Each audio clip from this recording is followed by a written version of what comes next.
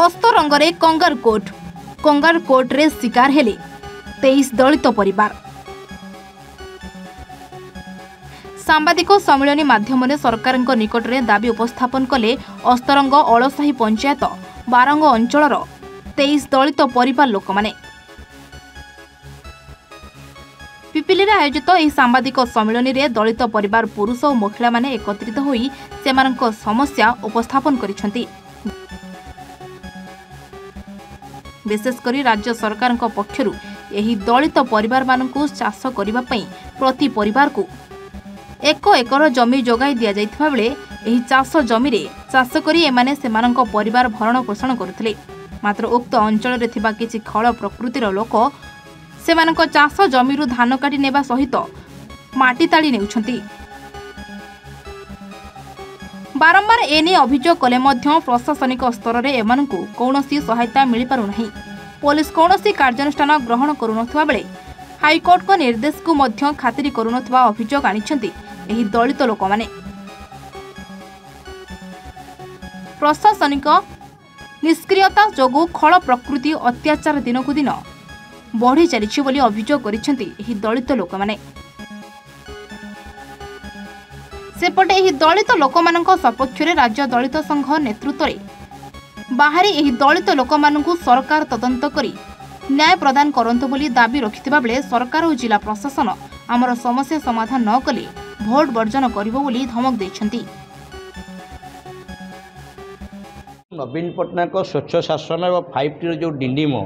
ତାର ନଗ୍ନ ଉଦାହରଣ ଅସ୍ତରଙ୍ଗର ବରାଙ୍ଗ ଗ୍ରାମରେ ନିଜର ଜମି ଥାଇ ଜମିକୁ ଫସଲ କାଟିବାକୁ ଗଲାବେଳେ ଆଳସାହିର କିଛି ମୁଣ୍ଡଗଣିତା ଲୋକ ତାଙ୍କୁ ଘଣ୍ଟ ବାଡ଼ାଇ ମାତ୍ରାଧିକ ସଂଖ୍ୟାରେ ଆସି ତାଙ୍କୁ ଅସଦାଚରଣ ମାଡ଼ ମାରିବା ଲହୁଲୁହାଣ କରିବା ଏମିତିକି ବାଡ଼େଇକି ନଦୀରେ ଫିଙ୍ଗି ଦେବା କଥା ଏକ ନିଆରା ଘଟଣା। ଏହି ଘଟଣା ଉପରେ ଆମେ ଆଜି ଆପଣମାନଙ୍କ ଜରିଆରେ ତାଙ୍କୁ ନ୍ୟାୟ ମାଗୁଛୁ। ଯଦି ନ୍ୟାୟ ନ ମିଳେ ଆଗାମୀ ଦିନରେ हजार हजार संख्यार लोक राजरास्ता को ओह्लेबे नवीन निवास को जीवे। अभियोग देखो राज्य सरकार जो स्वच्छ शासन डिंडिम फुटुंट से क्यों भाव स्वच्छ शासन कर तार नग्न उदाहरण होची अस्तरंग तहसिल अंतर्गत जो आम पाखर अच्छा बरांग ग्रामर 23टी परिवार जी कि सरकार तरफ जमी पट्टा पाई निज जमी निजे धान काटी पारना पड़ोशी ग्राम आलसाईर केते जण मुंड गणित लोक से धान रोइबे मेडिसिन पकेबे जो धान काटिबा पय जिबे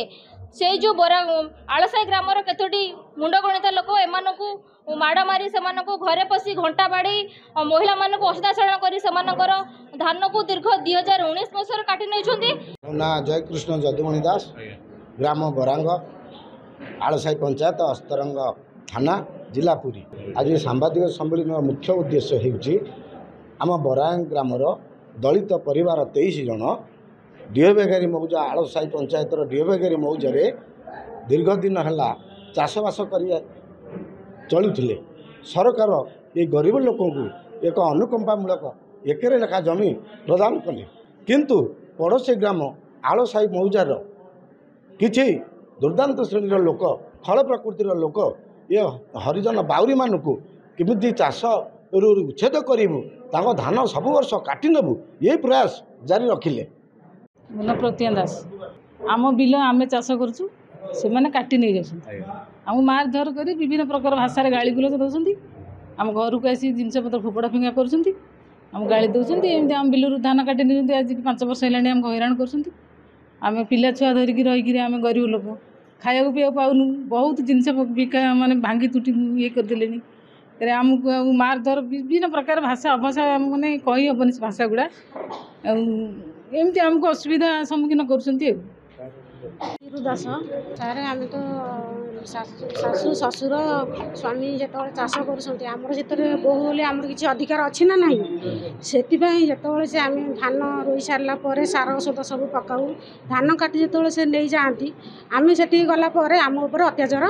करती नई बाड़े पकई दिखती आम घर निआ लगे